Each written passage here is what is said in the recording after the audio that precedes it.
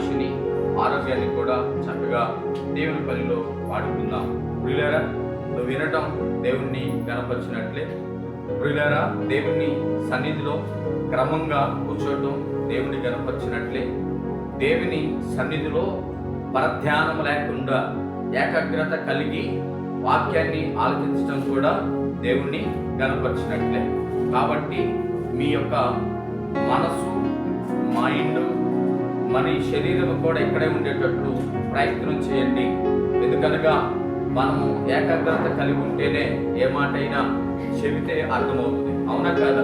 ఇప్పుడు తల్లి ఓ పిల్లోడికి లేదా పిల్లకి ఒక మాట చెప్పేటప్పుడు వాడు ఆడుకుంటా సరేలే అన్నాడు అనుకో, సరేలే అన్న తర్వాత ఆ పని చేయకపోతే అది ఎన్నట్టే కదా.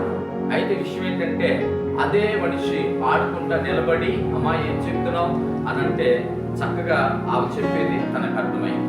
ఆమె, అతను, లేకపోతే ఎవరైనా కావచ్చు, ఆ మాట అర్థం అవ్వాలంటే ఏం చేయాలా? ఆగి అతను చెప్పేది వినాలి. కాబట్టి దేవుని వాక్యంలో కూడా మీరు కూడా మీ మనసుని ఎటు వెళ్లకుండా ఆపండి, మీ తలాంతులు ఎటు వెళ్లకుండా ఆపండి, మీ హృదయమును కలవరపడకుండా ఆపండి. ఆగితే ఖచ్చితంగా ఏమవుతుందట? మాట అర్థమవుతుంది. కాబట్టి జాగ్రత్తగా ఈ వాక్యాన్ని విందాం. రండి వాక్య భాగంలోకి వెళ్దాం. ప్రియాదేవుని సంగమా, వాక్య భాగంలోకి వెళ్దాం. మనకు తెలిసిన మాటలే అయినప్పటికీ నేను 3 మాటలు చెప్పాలని ఎందుకో ప్రభు నన్ను ప్రేరేపించిన విధానాన్ని బట్టి, వాస్తవానికి మరి చెప్పవలసిన వాక్యం అయితే ఇది కాదు, కానీ మరి ప్రభు చిత్తాన్ని జరిగించాలి కాబట్టి ఆయన చెప్పిందే మనం చేయాలి. కాబట్టి ఈ మాటని మీకు చెప్పాలని, మీకు చెప్పమని దేవుడు నాతో మాట్లాడే విధానాన్ని బట్టి నేను ఈ వాక్యాన్ని మీకు తెలియపరుస్తున్నాను. రండి వాక్యంలోకి వెళ్దాం. యోహాను సువార్త 6వ అధ్యాయం 27వ వచనంలో మనకు తెలిసిన మాటలే అయినప్పటికీ కొన్ని మాటల్ని మనం ధ్యానం చేయటం మంచిది. అమ్మా, క్షయమైన ఆహారం కొరకు కష్టపడకుడి గాని నిత్య జీవము కలుగజేయు అక్షయమైన ఆహారం కొరకే కష్టపడుడి. మనిషి కుమారుడు దానిని మీకిచ్చును. ఇందుకై తండ్రి అయిన దేవుడు ఆయనకు ముద్ర వేసి ఉన్నాడని చెప్పాను. పరిశుద్ధుడైన తండ్రి, దయగలిగిన మా నాయన, మరొకసారి నీ పాద సన్నిధిలో ప్రాధేయపడుతూ నీ పాదాలు పట్టుకొని నాయన బ్రతిమలాడుకుంటున్న ప్రార్థన ఆలకించి జవాబు దయచేయండి. ప్రభా, ఈ ప్రార్థన ఎందుకు అనగా నీ సహాయం కొరకు. ప్రభా, నువ్వు తెలివి జ్ఞానమును మాకు ప్రసాదిస్తే, జ్ఞానమును మేము ప్రభా ఇదిగో నా తండ్రి కౌగిలించుకొని ఉంటే నాయన వాక్యం ఖచ్చితంగా ఉద్యోగంగా చెప్పగలరు. కాబట్టి తెలివి జ్ఞానమును దయచేయి నాయన. అదిగో నా తండ్రి ఉద్యోగాన్ని దయచేయి, పొరబడిని దయచేయి. విరుచున్న బిడ్డలకు కూడా నాయన హృదయాలు తెరవబడి, మనోనేత్రములు తెరవబడి నాయన వారి హృదయములో నాయన నీ వాక్యాన్ని దాచుకోవటానికి, నాటుకోవటానికి సహాయం చేయి. ఆయా ప్రయాసలు పడి ఆయా ప్రాంతాల నుంచి వచ్చారు నాయన, ఒట్టిగా తిరిగి వెళ్ళడానికి వీల్లేదు స్వామి. అలనాడు ప్రభువా, నీ ప్రజలైన వారు నీ వాక్యాన్ని విని నాయనాదుగో 3 రోజులు ఉన్నప్పుడు నాయనాదుగో ఖచ్చితంగా మీరు నీరసిల్లిపోతారేమోనని, నిరాశపడిపోతారేమోనని నాయన మీరు వారికి 3 రోజుల తర్వాత ఆహారాన్ని ఇచ్చినట్లుగా ఇక్కడికి వచ్చిన బిడ్డలకు కూడా నీ బలమును పొందుకుని తిరిగిల్లుదురు గాక. ఆశపడి ప్రాణాన్ని తృప్తిపరిచినట్లుగా నాయన ఎందు నిమిత్తం ఆశపడి ఇక్కడికి వచ్చారో అలా తృప్తిపడి తిరిగిల్లుదురు గాక. కార్యం జరిగించి మైండ్ తెచ్చుకోమని, వచ్చిన బిడ్డలు దీవించి రావాల్సిన వారిని నడిపించమని యేసు నామములో మా మనోళ్ళని పొందుకొని నా పరమ తండ్రి, ఆమేన్. ప్రియులారా, దేవుని వాక్యం సెలవిస్తున్న మాట, ఇక్కడ చక్కగా పొందుపరచబడిన మాట ఏంటంటే, క్షయమైన ఆహారం కొరకు కష్టపడుకుడి కానీ నిత్య జీవము కలుగజేయు అక్షయమైన ఆహారం కొరకు కొరకే కష్టపడు. దేని కొరకు కష్టపడొద్దు అంటున్నాడు? క్షయమైన దాని కొరకు. ఈ రోజున ప్రజలు దేని కొరకు కష్టపడుతున్నారు? జాగ్రత్తగా వినాలి ప్రియులారా, ఎవరైనా కావచ్చు. నేను చెప్పే మాట ఏంటంటే, ఈ రోజు ప్రత్యేకించి పరిశుద్ధ పునరుద్ధాన ఆరాధన రోజు కూడా, మిగతా 6 రోజులు తీసి పక్కన పెట్టండి, ఈ రోజు కూడా చాలా మంది ప్రయాసపడుతున్నది దేనికోసమట? క్షయమైన దాని కొరకు, అంటే ఇది క్షణకాలం ఉండిపోయేదాని కొరకు, లేకపోతే రోజు ఉండిపోయేదాని కొరకు, లేకపోతే భూమి మీద ఉన్నంత కాలం ఉండిపోయేదాని కొరకు ప్రయాసపడుతున్నారు. నిజమే, మనుషులు దేని కొరకు ప్రయాసపడుతున్నారంటే, దేని కొరకు కష్టపడుతున్నారంటే, చాలా మంది ఇలా చేస్తే క్రైస్తవులలో కొంతమంది, నన్ను క్షమించాలి ఈ మాటకి, క్రైస్తవులలో కొంతమంది కూడా ఈ రోజున దేని కొరకు ప్రయాసపడుతున్నారు తెలుసా? ఫలానా మందిరానికి వెళ్తే భోజనం పెడతారట, ఫలానా మందిరానికి వెళ్తే ఏంటి భోజన కార్యక్రమాలు ఉన్నాయంట అని మందిరానికి వెళ్ళే విషయంలో కూడా డిసైడ్ చేసుకొని డిబేట్ అయ్యి వెళ్తున్నారు. జాగ్రత్తగా గమనించాలి ఈ విషయాన్ని ప్రియులారా. భోజనం ఎక్కడుంటే క్రైస్తవులు అక్కడ ఉంటున్నారు. జాగ్రత్తగా వినాలి. వాక్యం ఏం చెప్పినా మనకు అనవసరం, వాక్యం ఏం చదివినా మనకు అనవసరం. మనకు కావాల్సిందేంటి? తొందరగా ముగించి భోజనం పెడితే ఇంటికి వెళ్ళి ప్రశాంతంగా నిద్రపోతాం. చాలా జాగ్రత్తగా ఈ విషయాన్ని గమనించాల్సిన అవసరం ఉంది. దేవుడు కూడా, ప్రభు అయిన యేసుక్రీస్తు వారికి కూడా ఇక్కడ ఈ మాట ఎందుకు మాట్లాడుతున్నాడు తెలుసా? చాలా మందిట ఆయన 2 రొట్టెలను 2 చేపలను 5 రొట్టెలను విరిచి వడ్డించిన తర్వాత అందరూ భుజించారట.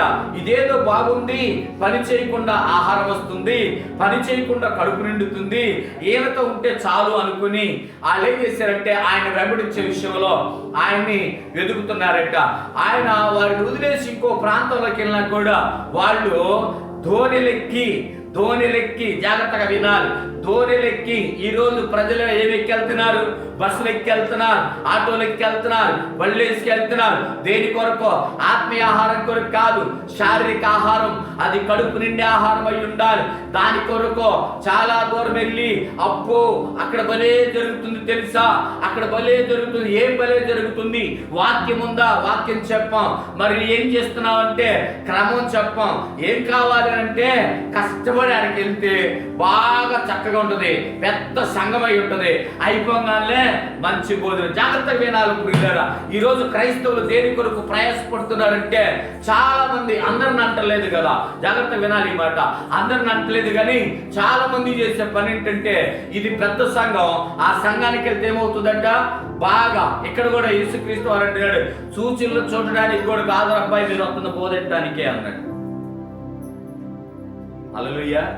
మీ నోటి నుంచి మాట్లాడలేదేంటి? నిజం. ప్రభు అయిన యేసుక్రీస్తు వారు మాట్లాడుతున్న మాట ఏంటంటే మీరు సూచనల కన్నా కూడా బోధించడానికే వస్తున్నారు. నన్ను వెంబడిస్తే ఏమొచ్చిందంటే ఉచితమైన ఆహారం వచ్చింది. అందుకే ఆయన అంటున్నాడు, క్షయమైన ఆహారం కొరకు కష్టపడుకుడి. మరి దేనికోసం అంటే నిత్య జీవము కలుగు చేయో అక్షయమైన ఆహారం కొరకు. ఇప్పుడు అక్షయమైన ఆహారం అంటే ఏంటి? క్షయము కానిదని పైన చెప్పేశాడు కదా, కిందకు వచ్చేటప్పటికి అక్షయమైనదే అని అడిగాం కదా. అడిగినప్పుడు అది జీవాహారం. జీవాహారం అంటే ఏంటి? యేసుక్రీస్తేనండి. జీవాహారమును నేనే. హల్లెలూయా.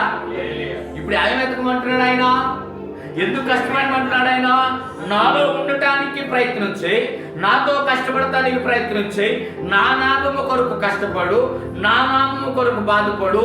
నీకేముంటుంది అప్పుడు? జీవాహారం, నిత్య జీవం ఉంటుంది. ఈ రోజు నువ్వు చేయబోయేది ఏంటి?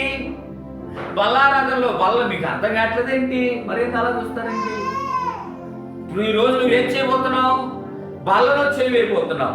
అంటే సజీవులుగా ఉంచిన మనం, సజీవులుగా ఉండబడిన మనం, సజీవుడైన క్రీస్తు శరీరమును ఆయన రక్తమును భుజించి పానీయం చేయబోతున్నాం. ఇప్పుడు ఇది చేస్తే మనం నిత్య జీవంలోకి వెళ్తామా? మరేం చేయాలా? నిజంగా జాగ్రత్తగా వినండి ఈ మాట.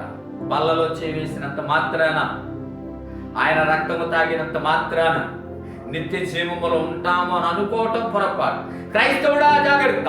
నువ్వు దేని కొరకు ప్రయాసపడుతున్నావు? ఈ రోజున తొందరగా మందిరం వెళ్తే బాగుండు, గబగబ వెళ్ళి పని చేసుకుందాం, ఇది కూడా కరెక్ట్ కాదు. దేని కొరకు కష్టపడుతున్నావు అంటే ఇక్కడ చెబుతున్నాడు, క్షయమైన ఆహారం కొరకు కష్టపడుకుడి.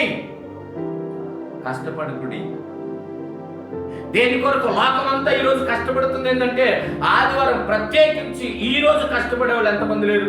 పని చేసుకునే వాళ్ళు వస్తే వెళ్తే కొంత కొంత అనంటే ఆయన అంటున్నాడు, అది క్షయమైనదే, శాశ్వతమైనది కాదు. అది ఎప్పుడు ఉండి ఎప్పుడు పోయిందో తెలియదు. అలాంటి దాని కొరకు ప్రయాసపడమాక. మరి దేని కొరకు ప్రయాసపడమంటావయ్యా అంటే నిత్య జీవం కొరకు. అంటే ఎప్పుడు ఉండేది, అంతే కదా. నిత్య జీవం అంటే నిత్యము, ఒకరోజు ఉండి ఒకరోజు ఉన్నది కాదు. నిత్యము ఉండేదాని కొరకు ఏం చేయాలంట? ప్రయాసపడాలి. నిత్యం ఉండేదాని కొరకు కష్టపడాలి. నిత్యం ఉండేదాని కొరకు మరి మీరేం చేయాలంట? సమయాన్ని వెచ్చించాలి, త్యాగం చేయాలి. ఈరోజు నీ త్యాగం దేని కొరకు? ఈరోజు నీ త్యాగం దేని కొరకు? భర్త భార్య కొరకు, భార్య భర్త కొరకు, భార్య భర్తలు ఇద్దరు కలిసి పిల్లల కొరకు, పిల్లలు తల్లిదండ్రుల కొరకే. కానీ నిత్య జీవములు ఉండాలనే వాడు, కష్టపడేవాడు దొరకట్లా. హల్లెలూయా. ఈ రోజున యేసుక్రీస్తు వారు మాట్లాడుతున్నారు నీతో, జాగ్రత్త, మళ్ళీ ఇది నేర్చుకో. పోయిన వారం ఏం నేర్చుకున్నారు?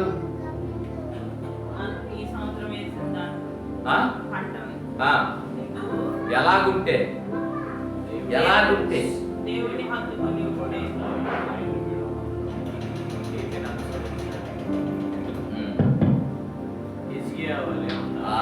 ఇసుకే ఏం చేశాడు? జాగ్రత్త,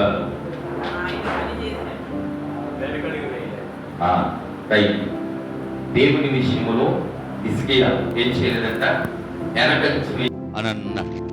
కాబట్టి ఆయన తండ్రి అయిన పితరులైన దావీదులాగా నడిచాడట. ఇప్పుడు ప్రభువైన యేసుక్రీస్తు నీకు చెప్తున్న మాట ఏంటంటే, దేని కొరకు కష్టపడొద్దు. ఇప్పుడు నువ్వు నేర్చుకోవాల్సిన మాట ఏంటి? ఆధ్యాత్మికమైన జీవితంలో యేసు అనే నిత్య జీవాన్ని ఎదుర్కోవటం తప్ప దేన్ని ఎత్తుకోకూడదట. ఏమండి? క్షయమైన దానిని వెతకకూడదు అంటే అదేంటండి? మరి మా భార్య, మా పిల్లలు, మా కుటుంబాలు ఉన్నాయి కదా అంటే దానికి సమాధానం చెప్తాను. వాక్యాన్ని జాగ్రత్తగా ఆలకిస్తే ఈ మాటను చదవండి, పూర్తి చేయండి, వెళ్దాం, మనం పక్కకి వెళదాం. మనిషి కుమారుడు దేన్ని, మళ్ళీ చదవండి అమ్మా. క్షయమైన ఆహారం కొరకు కష్టపడుకుడి గాని నిత్య జీవము కలుగుజేయు అక్షయమైన ఆహారము కొరకే కష్టపడుడి. మనుష్య కుమారుడు దానిని మీకిచ్చును. ఇందుకై తండ్రి అయిన దేవుడు ఆయనకు ముద్ర వేసి ఉన్నాడని చెప్పెను. ఎవరు చెప్తున్నారు ఈ మాట? ప్రభు అయిన యేసుక్రీస్తు వారు సూటిగా చెప్తున్న మాట ఏంటంటే, దేని కొరకు కష్టపడాలంటే పనికి మాలిందని కొరకు కష్టపడమాకండి. ఇదిగో నిత్య జీవంలో ఉండటానికి కష్టపడండి. అది తండ్రి ఎవరికి ఇచ్చాడంట? కుమారుడు అనగా క్రీస్తు అనబడిన నాకు ముద్ర వేశాడట. ఏం చేయాలని?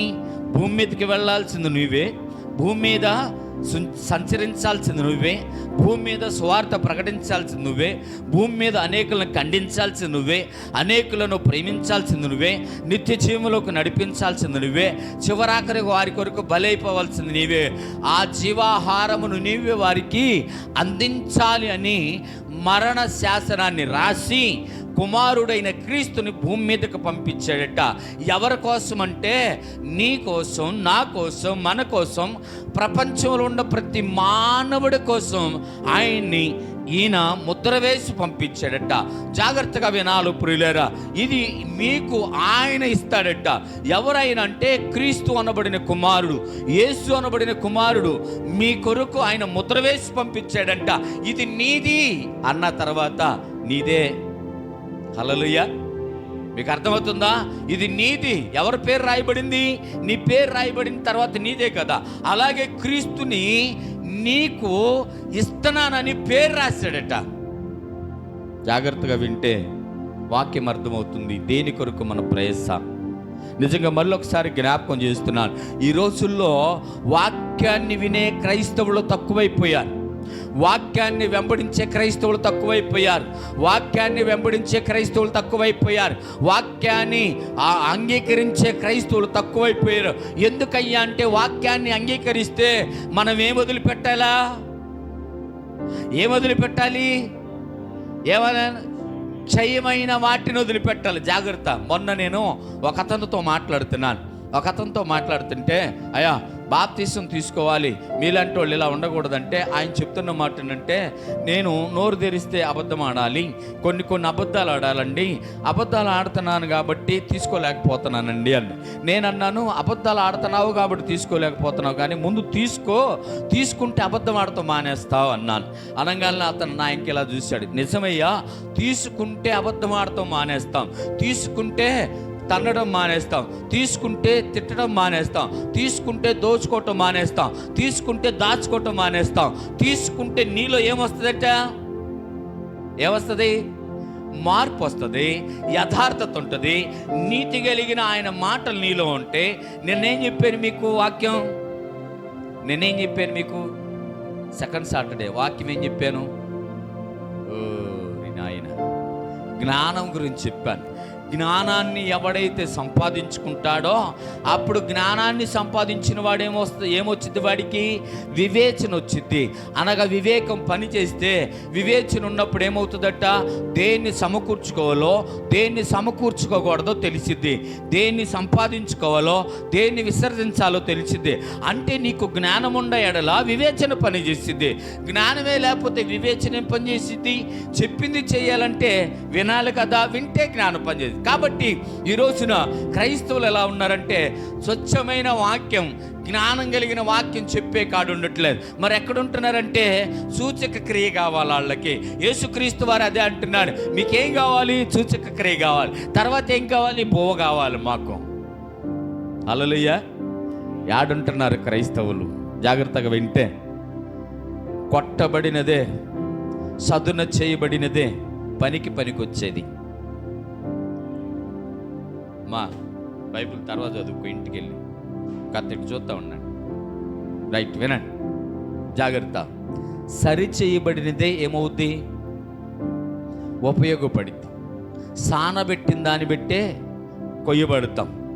చిల్లు లేని పాత్రలో అన్నం తింటాం. జాగ్రత్తగా ఇవన్నీ వినండి. మీరు ఇవన్నీ తెలియాలి, మీకు తెలుసు మీకు, కానీ పట్టించుకో. విషయం ఏంటంటే, మానవుడికి అన్నీ తెలుసు, తెలియదంటానికి లేదు, కానీ కొన్ని చిన్న లాజిక్లు మర్చిపోతాం. చిన్న లాజిక్. నీవు కూడా వాక్యములో నలగొట్టబడితే, వాక్యములో పట్టబడితే, వాక్యములో చదును చేయబడితే, వాక్యములో నిన్ను బాగు చేయబడితేనే నువ్వు దేనికైనా పనికొస్తావు.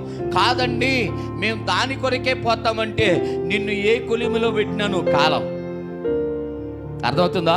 వాక్యం అనే కొలిమిలో నిన్ను పెట్టాలి, వాక్యం అనే సుత్తితో కొట్టాలి, వాక్యం అనే అగ్నితో నిన్ను కాల్చకపోతే, నువ్వు కాలటానికి ఇష్టపడకపోతే నువ్వు పనికిరాని వస్తువే. అంతే, పనికిరాని వస్తువే. అంటే పనికొచ్చేది ఎలా ఉంటుంది? కొలిమిలో పెట్టాలి, దాన్ని కాల్చాలి, దాన్ని 3 సార్లు 7 సార్లు 10 సార్లు చూడాలి, దాన్ని సుత్తి మీద సుత్తి పెట్టి అనగొట్టాలి. అప్పుడే దాన్ని ఏమంటామంటే సూపర్గా ఉందిరా ఇప్పుడు అంటాం. అదే మామూలుగా ఉంటే ఏమంటాం? ఇది పనికిరానిదిరా. బాగుంది వస్తువా, పనికిరా. నువ్వు కూడా అంతే. దేవుని వాక్యములో, దేవునిలో నలగొట్టబడకపోతే, చదును చెయ్యబడకపోతే, పొదును లేకపోతే నువ్వు పనికిరావు. ఆయన అంటున్నాడు ఇక్కడ, భూమి కోసం వస్తున్నావా? దానికోసం వస్తున్నావు. దేనికోసం వస్తున్నావు? ఈ రోజున టచ్ అనగానే పడిపోయే కాడు జనాలు ఉన్నారు. టచ్ అంటే పడిపోతే యేసుక్రీస్తు వారు ఎంతమందిని లేపాడు? ఎవరిని పడేయలా. మీకు తెలిసేదే లేదు. పడేసి లేపల ఎవరిని? పడిన వారిని లేపి నిలబెట్టాడు ఆయన. హల్లెలూయా. పడిన వారిని లేపి ఈరోజు క్రైస్తవులు అనబడిన సేవకులు నేను పంపబడని వారని చెప్తున్నాడు ఆయన. వీళ్ళు అబద్ధ సేవకులు, అబద్ధ బోధకులు. వాళ్ళు ఏం చేస్తున్నారో తెలుసా? టచ్ అంటున్నారు. ఒక ఆయన కాలుతో దొంతున్నాడు, టచ్ అనగానే బూట్లు వేసుకొని పడిపోతున్నారు జనాలు. ఒక ఆయన ఏం చేస్తున్నాడంటే ఇలా చేస్తున్నాడు, ఇలా ఇవన్నీ చూస్తుంటే అర్థమవుతుంది ప్రియులారా, ఆయన పంపబడని అబద్ధ బోధకులు ఉన్నవారు ఏం చేస్తున్నారంటే క్రైస్తవులను పడేసి లేపుతున్నారు. క్రీస్తు ఏం చేస్తున్నాడంటే పడిన వారిని పైకి లేపుతున్నాడు. జాగ్రత్త ప్రియులారా. నిత్య జీవంలో ఉండటానికి పడిన వారిని, చెడిన వారిని, దేనికి పనికిరాని వారిని ఆయన ఏం చేస్తున్నాడంటే వాక్యం అనే అగ్ని చేత కాల్చి పనికొచ్చే పాత్రగా చేసుకుంటున్నాడంటే జాగ్రత్త ప్రియులారా. ఈరోజు నువ్వైనా నేనైనా మనమైనా ఎవరమైనా క్రీస్తులో నలగొట్టమని ఏమంటున్నాడు? అయ్యా నువ్వు నన్ను నలిపితే ఎప్పుడు భయంకరమైన పరిస్థితులు ఉండి కూడా ఆయన అంటున్నాడు, ఆయన నన్ను నలుపుటకు ఇష్టపడుతున్నాడు అని అంటున్నాడు. ప్రియుల జాగ్రత్త. ఈ రోజున క్రైస్తవుడు కష్టం వస్తే తట్టుకోలేకపోతున్నాడు, నష్టం వస్తే తట్టుకోలేకపోతున్నాడు, బాధ వస్తే తట్టుకోలేకపోతున్నాడు, చిన్న శ్రమ వస్తే తట్టుకోలేకపోతున్నాడు. కానీ ఇక్కడ ఏమంటున్నాడంటే శ్రమపడు. దేని కొరకంటే అక్షయమైన దాని కొరకు కాదు, అక్షయమైన కొరకు. ఆయన ముద్ర వేయబడిన వాడు. మరి దేని కొరకు కష్టపడాలండి పాస్టర్ గారు? మీరు బాగానే చెప్తారు, మేము ఇచ్చే కానుకలు పెట్టానంటే ఒకటే మంచిదే. మరి దేని కొరకు కష్టపడాలి? మా భార్య కొరకు, పిల్లల కొరకు, భర్త కొరకు, ఇంటి కొరకు కష్టపడొద్దా? పని చేసుకోవద్దంటే పని చేసుకోవద్దంట్లా. ఆయన ఏమంటున్నాడంటే సమయాన్ని ఎవరికి ఎలా? సెల్ ఫోన్కి ఇచ్చే సమయాన్ని దేవుడికి ఇస్తున్నావా? సొల్లు మాటలకి ఇచ్చే సమయాన్ని దేవుడికి ఇస్తున్నావా? ఏమండి? లేకపోతే ముచ్చట్లో చెప్పుకోవటానికి ఇచ్చే సమయాన్ని దేవుడికి ఇస్తున్నావా? ఆ సమయాన్నైనా ఆయనకి ఇస్తే మొదట నువ్వే బాగుపడేది. హల్లెలూయా. ఎవరు బాగుపడతారు? నేనే. నిజం, నేనే. కాసేపు ఆడ కూర్చొని, కాసేపు ఏడు కూర్చొని, కాసేపు పని చేసే కనుకన్నా ఆ కాసేపు దేవుని పాద సన్నిధిలో కూర్చొని, కుదిరితే పాట పాడు, కుదరపోతే ప్రార్థన చెయ్యి, చదువు రాకపోతే లేకపోతే పక్కింటి వాళ్ళ దగ్గరికి వెళ్ళి చదివించుకో, లేకపోతే చదువు కోసం ప్రార్థన చేయి, ఆయన ఇస్తాడు. ఎవడైనా మీ ఉద్దేశమా? ప్రపంచాన్ని కదిలించిన దైవజనులందరూ చదువు లేని వారే. ఈ బైబిల్ అనే బుక్కుని రాసిన వారు చదువు లేని వారే. చదువు లేదు అనేది మనకి అసాధ్యమేమో కానీ ఆయనకి సాధ్యమే. జాగ్రత్త ప్రియులారా. మరి దేని కొరకు కష్టపడమన్నాడు? ఒకసారి రండి చూద్దాం, వాక్యాన్ని చూద్దాం. మత్తయి సువార్త 6:31 నుంచి కొన్ని మాటలు చదువుకుందాం ప్రియులారా. జాగ్రత్తగా. ఆయన ఏమంటున్నాడు? మొదటి మాట ఏమంటున్నాడంటే క్షయమైన దాని కొరకు కష్టపడుకుడి అని చెప్పి దేని కొరకు కష్టపడమన్నాడు? అక్షయమైన దాని కొరకు కష్టపడండి.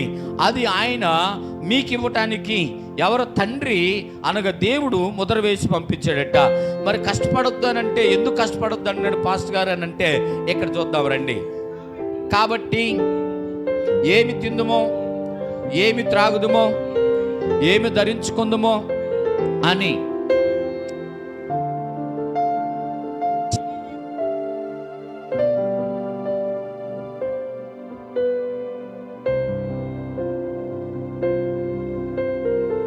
ఏమండి, నాకు ఏమి కావాలో, నాకు ఏమి ఇవ్వాలో, నాకేం దాచాడో, నేనేం తినాలో ఎరిగిన వాడు నా దేవుడు. ఆయన నా కొరకు సిద్ధపరిచి ఉన్నాడు కాబట్టి నేను చింతించను. గట్టిగా చెప్పట్లేదు ఒకసారి ప్రియులారా. జాగ్రత్తగా దేవుని వాక్యాన్ని ఆలకిస్తే ఇప్పుడు అన్ని చినులని ఓడేనంట. దేని కొరకు ప్రయాసపడేది? ఇప్పుడు భోజనం ఉన్న మందిరానికి వెళ్ళేవాడు పరిస్థితి ఏంది? స్వస్థత ఉంది అని పరిగెత్తేవాడు పరిస్థితి ఏంటి? చెప్పొచ్చు నిర్భయంగా. నేను లైవ్లో చెప్తున్నా ఈ మాట లైవ్లో చెప్తున్నా. ఆత్మీయ ఆహారం ఉంది అని పరిగెత్తేవాడు క్రైస్తవుడు. ఆత్మీయ ఆహారం కొరకు పరిగెత్తేవాడు, ప్రయాసపడేవాడు, పోరాడేవాడు క్రైస్తవుడు.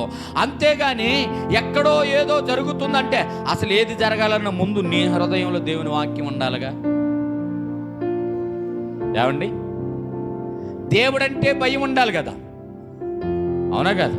హాస్పిటల్ అన్నీ తిరిగిందంట ఒక ఆమె, డబ్బులన్నీ ఖర్చు పెట్టిందంట, అంతా అయిపోయింది. మరి చివరాఖరికి ఎవరో ఒక ఆమె చెప్పిందంట, ఏమనంటే యేసు ప్రభు దగ్గరికి యేసు ప్రభు దగ్గరికి వెళ్తే పని అయిపోయిద్ది, ఆయన్ను ముట్టినా ఆయన్ని తాకినా పని అయిపోయిద్దంటే తనలో తాను అనుకుందంట, నేను పాపినైనప్పటికీ రోగినైనప్పటికీ ఒక్కసారి ఆయన్ని నేను ముట్టినా లేక ఆయన చెంగు తాకినా కూడా నాకు స్వస్థత వచ్చింది అని ఎప్పుడు అనిపించిందంట? డబ్బులన్నీ అన్నీ పోయిన తర్వాత, ఆరోగ్యం బలహీనమైపోయిన తర్వాత, ఇక లేదు అయిపోయింది చచ్చిపోతాననే సమయంలో వెళ్ళిందంట. ఎలా వెళ్ళింది? ఏమే క్రైస్తవులు ఆలకించాల్సిన విషయం ఇది. క్రైస్తవులు వెంబడించాల్సిన ఆలోచన ఏంటంటే, ఆమె భయముతో వెళ్ళిందంట, ఆమె వణుకుతో వెళ్ళిందంట, ఆమె నమ్మకంతో వెళ్ళిందంట. ఇప్పుడు యేసు ప్రభు ఆడ ఉన్నాడని ఆమె నమ్మకంతో వెళ్ళింది. ఇప్పుడు నమ్మకం అనేది నీ మనసులో లేకపోతే, నమ్మకం అనేది నీ హృదయంలో లేకపోతే, నమ్మకం అనేది నీ తలాంతులలో లేకపోతే నువ్వు ఎక్కడికి వెళ్ళినా నీకు స్వస్థత లేదు, నీకు బాగులేదు. జాగ్రత్త. వాక్యం అనే దేవుడు హృదయంలో ఉండాలా, భయం అనేది నీకు కలిగి ఉండాలా. అప్పుడు నువ్వు ఇంట్లో ఉండి ప్రార్థన చేయి, వీధిలో ఉండి ప్రార్థన చేయి, సంఘంలో ఉండి ప్రార్థన చేయి, లేకపోతే పొలాల్లో కూర్చొని ప్రార్థన చేయి. ఎక్కడ ప్రార్థన చేసినా ఆ సూచన నీ మీద పని చేయబడుతున్నది. హల్లెలూయా. సూచక్రియ. అందుకే ఆయన అంటున్నాడు, ఏం చుట్టానికి వచ్చారా అంటే, వాళ్ళంటే వెంబడిస్తున్నారంట. ఎలాగా అంటే, బస్సుల్లో వెళ్ళినట్లుగా, ఆటోల్లో వెళ్ళినట్లుగా, బండ్లు వేసుకుని వెళ్ళినట్లుగా. ఎందుకంటే చాలా పెద్ద సంఘం అండి. అక్కడ ఏమైందంటే బాగా నీడ ఉంటుంది, తర్వాత ఏముందంటే భోజనం ఉంటుంది. ఇది కాదండి. ఆయన అంటున్నాడు, మీరు పువ్వు కొరకు వస్తున్నారు, అంతేగాని మీరు నన్నే వెంబడించట్లేదు. ఈ రోజున నువ్వు దేని కొరకు క్రీస్తుని వెంబడిస్తున్నావు ఆలోచన చెయ్యి. స్వస్థత కొరకు, ధనం కొరకు, పొలం కొరకు, ఏదో ఈ లోకమైన అంటే క్షయమైన వాటి కొరకే యేసుని వెంబడిస్తే, ప్రియ దేవుని సంగమా, దేవుడు చెప్తున్న మాట, ప్రభు అయిన యేసుక్రీస్తు వారు చెప్తున్న మాట ఏంటంటే, మీరు క్షయమైన దాని కొరకు వెతకొద్దు, కష్టపడొద్దు. దేని కొరకు అంటే, నా కొరకు కష్టపడండి, నిత్య జీవం మీకు అనుగ్రహిస్తా. హల్లెలూయా. అందుకే అంటున్నాడు, ఏమి తిందామా, ఏమి తాగుదామా అని ఆలోచించొద్దు. తర్వాత కింద చదవండి అమ్మా. ఏ మనిషి కుమారు ఎక్కడ? మత్తయి సువార్తలో ఇవన్నీ మీకు కావాలనని, ఏవన్నీ కావాలని, ఏమి తిందామో మీకు కావాలని ఆయనకు తెలుసు. అవునా కాదా? ఏమి త్రాగుదామో అది ఆయనకు తెలుసు, ఏమి ధరించుకుందామా అది ఆయనకు తెలుసు. అంటే ఇవన్నీ కావాలనని పరలోక తండ్రికి తెలియను. కాబట్టి మీరు ఆయన రాజ్యమును, నీతిని మొదట వెతుకుడి. దీనికి ముందు ఒక మాట మీకు చెప్తాను, వినండి ప్రియులారా. కొద్దిగా అక్కడ ఆగుదాం. దీనికి ముందు యేసుక్రీస్తు వారు మాట్లాడుచున్న మాట ఏంటంటే, ఆకాశ పక్షిని చూసావా అబ్బాయి? పంటేస్తున్నాయి ఎక్కడన్నా? ఏ పొలంలో పంటేస్తున్నాయి? అమ్మ చెప్పాలి, మీరు చెప్పాలి. పక్షులు కాకి, కోకిల, పిట్ట, పుచ్చుక, కొంగ, బాతు, ఇవన్నీ పంటలేస్తున్నాయి ఎక్కడన్నా? మీకు తెలిసి చెప్పండి, ఏ పక్క వెళ్తున్నాయి? మరి అవి ఎలా బ్రతుకుతున్నాయి? ఏ రోజన్నా చింతిస్తున్నాయి? ఒక పిట్ట చింతించట్లేదండి. వాటికన్నా శ్రేష్టమైన వారండి మీరు. కానీ మీరు చింతిస్తూనే ఉన్నారుగా, రేపుడి పరిస్థితి ఏంటి, సాయంత్రం పరిస్థితి ఏంటి, ఇప్పుడు బయటికి వెళ్తే పరిస్థితి ఏంటి అని చింతిస్తున్నారు. ఆకాశ పక్షులు ఎత్తవ కోయివంట, కడుపు నిండదంటే ప్రశాంతంగా ఉంటాయి. ఇక్కడ నుంచి ఆస్ట్రేలియాకి వెళ్తే ఆస్ట్రేలియా నుంచి ఎడకొస్తున్నాయి అంటాయి. ఆస్ట్రేలియా నుంచి మన దేశం ఉప్పల పాడొస్తున్నాయి పిట్టలు. ఆయా ప్రదేశాల నుంచి, దేశాల నుంచి ఉప్పల పాడొస్తున్నాయి. జాగ్రత్తగా వినాలి ప్రియులారా. ఆకాశ పక్షులు దిగులు పట్టలేదు, ఆకాశ పక్షులు చింతపట్టలేదు. ఎందుకంటే మా ఆహారం ఏదో ఒక మూలన ఆయన దాచే ఉన్నాడు. హల్లెలూయా. నువ్వు కూడా ఆలోచించేయి క్రైస్తవుడా, నీకేం కావాలో ఆయనకు తెలుసు. ఒక మాట అంటున్నాడు, సోంబేరి చీమల దగ్గరికి వెళ్ళానంటే చీమలు ఏం చేస్తున్నాయి? సమయాన్ని బట్టి దాచుకుని అసమయాన్ని బట్టి భుజిస్తున్నాయండి. ఇలాంటివి తీసుకుంటే మరి చీమకు లేని బాధ నీకేంది, కొంగకు లేని బాధ నీకేంది, కాకికి లేని బాధ నీకేంది, గోడబాతుకు లేని బాధ నీకేంది, అడవి కాకులకు లేకపోతే ప్రతి పిట్టకి లేని బాధ నీకేంటి? కానీ నువ్వు బాధపడని రోజు ఒకటి చెప్పండి, మీరు దేని గురించి ఆలోచించలేదు అనే ఒక రోజుని గుండె మీద చేసుకొని చెప్పండి. ఎవరైనా, ఎంతమంది ఉన్నాం కదా, ఒకళ్ళని చెప్పండి. చూసావా, మీ పరమ తండ్రి మీకు ఏం కావాలో తెలిసిన వాడు ఆల్రెడీ, మళ్ళీ చెప్తున్నానండి, మీ తల్లి గర్భములో మీరు అనగా మనము గర్భములో పిండముగా రూపింపబడక మునుపు, పిండముగా అంటే అప్పుడు ఇంకా పోలికెళ్ళేవు, అప్పుడు ఇంకా మనము కాళ్ళు రాల, చేతులు రాల, ఏమి రాల, పిండముగా రూపింపబడక మునుపు నీకు ఏం కావాలో రాచి దాచి పెట్టేశాడట. హల్లెలూయా అనొచ్చు ఒకసారి. కానీ అంత రాచి దాచి పెట్టినా కూడా మనం ఏం చేస్తున్నామంటే కష్టపడతానే ఉన్నాం, ప్రయాసపడతానే ఉన్నాం, ఆతురపడతానే ఉన్నాం, తత్తరపడతానే ఉన్నాం, బిత్తిరిపోతున్నాం, కంగారు పడుతున్నాం, ఏదేదో చేస్తున్నాం. జాగ్రత్త. ఇప్పుడు బ్యాంకులో 1,00,000 రూపాయలు ఉన్నాయి, బ్యాంకులో లేకపోతే ఒక 10 లక్షలు ఉన్నాయి అన్న వాళ్ళు దిగులు పడతారా? పిల్ల పెళ్ళి కింద దాచారండి అమ్మా, పిల్ల పెళ్ళి కింద దాచారు, 10 లక్షలు దాచారు. పిల్ల పెళ్ళిడికి వచ్చిన దాకా మీరు ఎప్పుడన్నా దిగులు పడతారా? ఎందుకని దిగులు పడరు? వచ్చినట్టు తిన్నా 10 లక్షలు అనేది పిల్ల పెళ్ళికి ఉన్నాయి కదా. మరి తండ్రి మీ కొరకు నిధులను దాచాడట. ఏం దాచాడు? నిధులను దాచాడట. అసలు నీ రాత ఎప్పుడెట్ట తిరిగిద్దో కూడా నీకు తెలియదు. అలాంటి నిధులను దాచిపెట్టాడంట. దాచిపెట్టిన నిధిని తీసుకోవటానికి కూడా నీకు బద్ధకం అయిపోయి నువ్వే పరిగెత్తుతున్నావు. ఎడగ పరిగెత్తుతున్నావు? దేనికోసం మరి దాచిపెట్టి నిధిని సంపాదించుకోండి. మీ నాన్న మీ కొరకు దాచిపెట్టాడట. అందుకే అంటున్నాడు ఆయన, ఆకాశ పక్షులకు దాచింది నేనే, మనుషులకు దాచింది నేనే. ఆయన అంటున్నాడు కదా, పరమ తండ్రి మీకేం కావాలో సిద్ధపరిచాడు. ఏంటయ్యి? నువ్వేం తినాలో, ఏం తాగాలో, ఏం కట్టుకోవాలో అన్నీ సిద్ధపరిచిన వాడు ఎవరంట? పరమ తండ్రికి తెలియను. కాబట్టి నువ్వేం చేయాలట? ఆయన రాజ్యాన్ని, నీతిని ఎతకాలంట. ఇది మొదట నువ్వు చేయాల్సిన పని ఏంటి?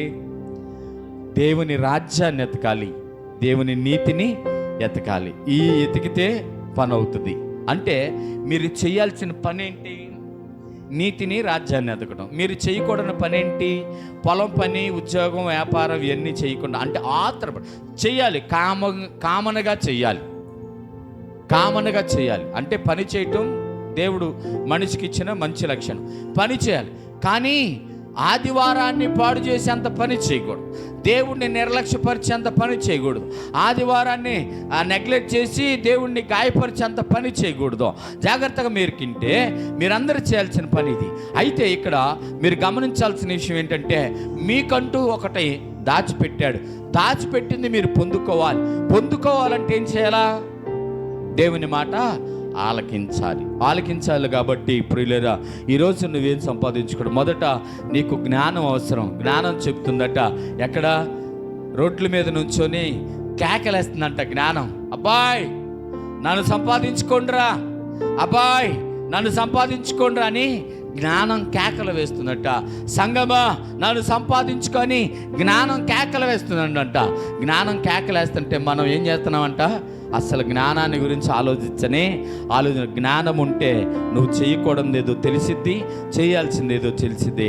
ఇక్కడ అందుకు అంటున్నాడు, ఆయనకి అన్నీ మీ కొరకు దాచిపెట్టాడు, అన్నీ సిద్ధపరిచిని పొందుకోవటానికి కష్టపడాలి. కానీ సిద్ధపాటు లేనిది, మీది కాని దాని కొరకు మీరు ప్రయాసపడుతున్నారు. అలా చేయటానికి వీల్లేదు.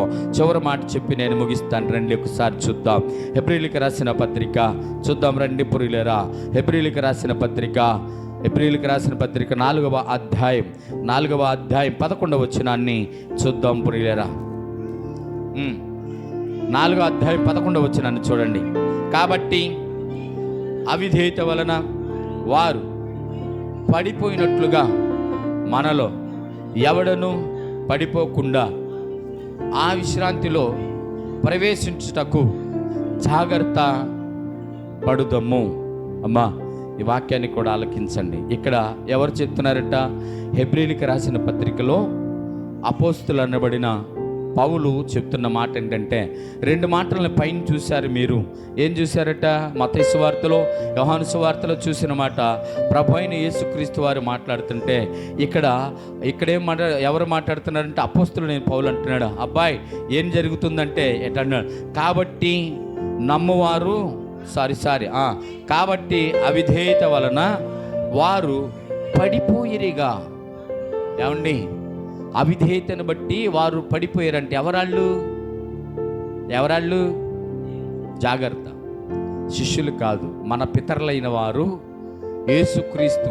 జాగ్రత్త, ఈ మాట చెప్తున్న మాట ఏంటంటే, అప్పుడు ఆకాశము నుంచి మన్నాని కురిపించినప్పటికీ, దేవుడు వారితో ఉండి మాట్లాడుతున్నప్పటికీ, దేవుణ్ణి గణపరచక, దేవుణ్ణి వెంబడించక, ఆయన చెప్పిన ప్రతి మాటను నిర్లక్ష్యపరిచి మన పితరులైన వారట అవిధేయత వల్ల పడిపోయారట. కాబట్టి మోషే మాకు ఆకాశం నుంచి మన్నాను కురిపించారు కదా అంటే, మోషే కురిపించింది వేరు, క్రీస్తు ఇచ్చేది వేరు. కాబట్టి జాగ్రత్తగా వినాలి.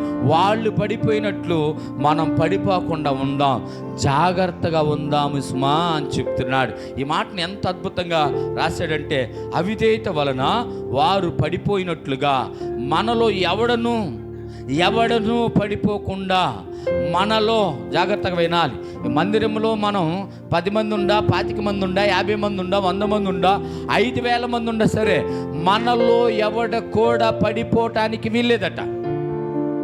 పడిపోకుండా ఉండాలంటే ఏం చేయాలా? మొదట ప్రయాసపడాల్సింది క్రీస్తు కోసం. అంటే ఏ ఆహారం కోసం? ఆత్మీయ ఆహారం కోసం ప్రయాసపడాలి. ఈ రోజున బలలో చేవేసే మనమందరం కూడా ఆత్మీయమైన ఎదుగుదల, ఆత్మీయమైన ఆహారం